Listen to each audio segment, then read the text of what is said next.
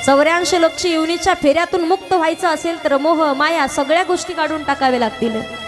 आपला जीव कधी लेकरात, कधी नातवात, कधी सुनेत, कधी मुलात, आपला जीव किती किती ठिकाणी अटकतो का? भगवान परमात्माला जीव लावण्यासाठी आपल्याकडे जीव शिल्लक राहत नाही। ज्या दिवशी जगाच्या मालकावरती भगवान परमात्मावरती तुमचं प्रेम होईल ना, या जगात सगळ्या गोष्टी ईश्वर वाटतील, सगळ्या गोष्टी घातक वाटतील, सगळ्या गोष्टी तुम्हाला नाशिवंत वाटतील।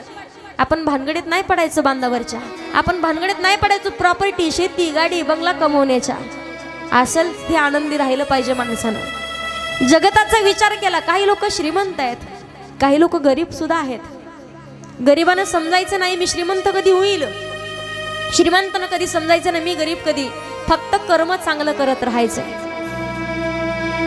कारण केले कर्म झाले त्याची भोगा आले आणि उपजले मेले ऐसे किती। चांगलं कर्म करणं एवढंच आपल्या हातात आहे। जीवन जर चांगलं जगलं ना आपण, जगाच्या मालकाला सुद्धा आनंद होतो, भगवान परमात्माच्या चरणाजवळ जागा भेटते। गरिबी आली म्हणून कधी दुःखी व्हायचं नाही। ज्यांनी अखंड भगवंताचं नामचिंतन केलंय असे कित्येक साधू संत, कित्येक भक्त सुद्धा परिस्थितीने गरीबच होते। आपल्याला प्रॉपर्टी नसल्यावर दुःख होतं। जगद्गुरु तुकोबारायांनी स्वतःची प्रॉपर्टी लोकांना वाटून दिली आहे। संत एकनाथ महाराजांनी सोन्याची गाठोडी चोरांना उचलून दिली डोक्यावरती। या गोष्टीला सुद्धा खूप अधिकार प्राप्त करून घ्यावा लागतो। असे साधू संत नाहीत असं नाही अजिबात। अजून सुद्धा काही संत मंडळी आपल्यात हयात आहेत म्हणून तर आपला हिंदू धर्म टिकून आहे, नाहीतर केव्हाचाच विनाश झाला असता। आणि सध्या अधोगती चालू झाली आहे, आपल्या हिंदू धर्माची अधोगती चालू झाली आहे। देव देश आणि धर्म टिकून राहायचं असेल ना, लेकरांना संस्कार देणं फार महत्वाचं आहे। कथा कीर्तनात कधीतरी घेऊन या, आमचं वय नाही तुम्हाला कथा सांगण्याची, 20-21 वर्षात आम्ही तुम्हाला कथा सांगावी, पण ऐका, आम्ही स्वतःला भाग्यवान समजलं पाहिजे। आमच्या आईवडिलांचं काहीतरी पुण्य असेल, लेकरा चांगला निवडण्यासाठी सुद्धा सुशिलो मातृपुण्येन पितृपुण्येन चतुरता उदारो वंश पुण्येन आत्मपुण्येन सभाग्यता। आई वडिलांचं, कुळाचं, स्वतःचं, पूर्वजन्मीचं, पिढीचं सुद्धा, परंपरेचं सुद्धा पुण्य लागतं, तेव्हा लेकरं चांगले निवडतात। आज आपण पाहतो कसल्या कसल्या घातक घटना आपल्या कानावरती येतात। 3-4 वर्षाच्या मुलींवरती सुद्धा अत्याचार होत आहेत का? संतांचे विचार कमी पडलेत। साधू संतांनी आपल्यासाठी एवढं मोठं वाङ्मय लिहून ठेवलंय, पण तिथपर्यंत आपण पोहोचत नाही। कीर्तन ठेवायचं म्हटलं की लोक म्हणतात हसवणारे, मनोरंजन करणारे कीर्तनकार बोलवा।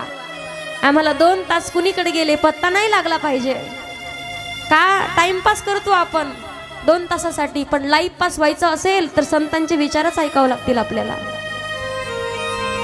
साधू संत आहेत पण आपण अभागी आहोत की आपण त्या संतांपर्यंत पोहोचू शकत नाही। संत महात्मा जीवित आहेत, हयात आहेत म्हणून तर हिंदू धर्म व्यवस्थित आहे। धर्म बुडायला वेळ लागणार नाही। आता अधोगतीकडे वाटचाल चालू झाली। मला सांगायचे एकच, कर्म चांगलं करा, होता होईल तेवढं तरी साधू संतांच्या जवळ जाण्याचा प्रयत्न करा, जे खरोखर ओरिजिनल साधू महात्मा आहेत। आपल्या परिसरात प्रत्येक भागात जा तुम्ही, लोक ख्याती सांगतात, ताई किती पैसे मांडले ना त्यांच्या समोर, हात नाही लावला कधी पैशाला।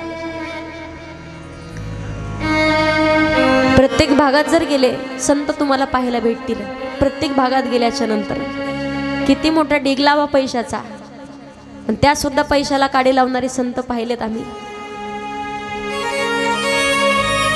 स्वतःचं आयुष्य भगवान परमात्माच्या चरणावरती व्यतीत करतात, आपल्यासाठी जीवन जगत राहतात, जगताचं कल्याण करण्यासाठी जीवन जगत राहतात। आपण सुद्धा लक्षात ठेवलं पाहिजे, चांगलं कर्म करणं आपल्या हातात आहे। म्हणून तर सांगितलं जातं पहा, जगी जीवनाचे सारा घ्यावे जाणून सत्वर, जगी जीवनाचे सारा घ्यावे जाणून सत्वर, जैसे ज्याचे कर्मा तैसे फळ देतो रे ईश्वर। क्षणिक सुखासाठी आपुल्या कोणी हो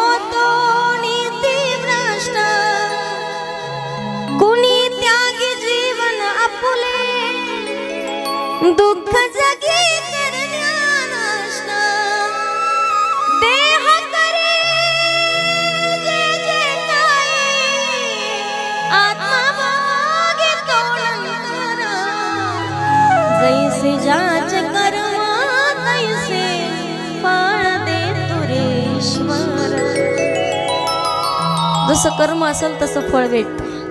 लोक म्हणतात ताई कधीच जीवनात आमच्या काही कमी पडत नाही, भगवंताची कृपा आमच्यावरती आहे, साधू संतांची कृपा आशीर्वाद आहेत, हे तुमचं चांगलं कर्माची पोच पावते तुमच्याजवळ। काही लोकांना पहा तुम्ही, परिवारात असे लोक निवडतात पहा, असे लोक निवडतात कधी लोकांचं चांगलं होईल असं पाहिलंच नसतं। पूर्वजन्मीचं काहीतरी आपलं पाप केलेलं असेल ना, आपल्याला पुढे सुद्धा आपल्या जीवनामध्ये परिवारामध्ये तेवढा त्रास होतो।